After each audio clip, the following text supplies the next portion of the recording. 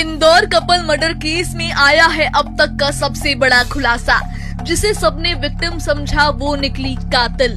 राजा रघुवंशी की हत्या की गुत्थी सुलझ चुकी है और अब इस कहानी का सबसे चौंकाने वाला चेहरा सामने आया है। राजा की पत्नी सोनम रघुवंशी 17 दिन तक गायब रहने के बाद आखिरकार सोनम को यूपी के गाजीपुर से गिरफ्तार कर लिया गया है।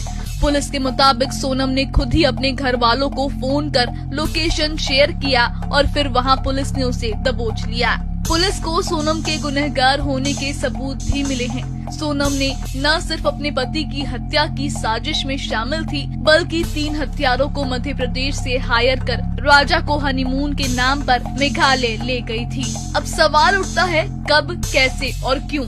आइए आपको दिखाते हैं इस केस की पूरी क्राइम टाइमलाइन। कैसे एक नई नवेली दुल्हन अपने ही पति के कत्ल की साजिश रच रही थी। 11 मई इंदौर में राजा और सोनम की शादी हुई। लव कम अरेंज्ड मैरिज। 20 मई दोनों हनीमून के लिए मेघालय रवाना हुए। पहले कश्मीर जाने का प्लान था, लेकिन आतंकी हमले के कारण बदला फैसला।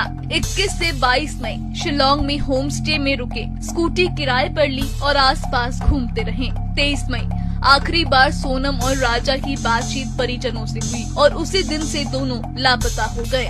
और इसके बाद सामने आया एक डरावना सच।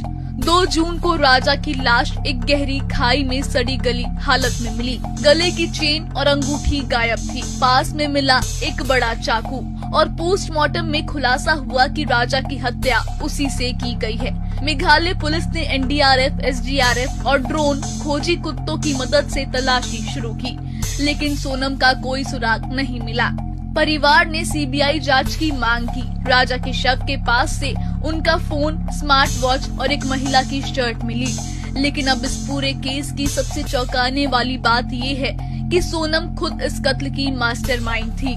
मेघालय के डीजीपी ने भी पुष्टि की है, सोनम ने हनीमून की आड़ में अपने पति की हत्या की साजिश रची थी। 3 हत्यारे भी मध्य प्रदेश से लाए गए थे और अब उन्हें गिरफ्तार कर लिया गया है। मेघालय के मुख्यमंत्री कोनराड संगमा ने भी इस गिरफ्तारी पर ट्वीट कर लिखा, राजा हत्याकांड में मेघालय पुलिस को 7 दिनों के भीतर बड़ी सफलता मिली है। एक नई शादी, एक हनीमून और फिर खून। जिसे साथ जीने मरने का वादा किया गया, उसी का गला रेत दिया गया।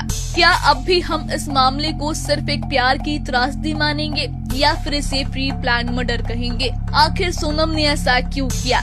क्या वजह थी?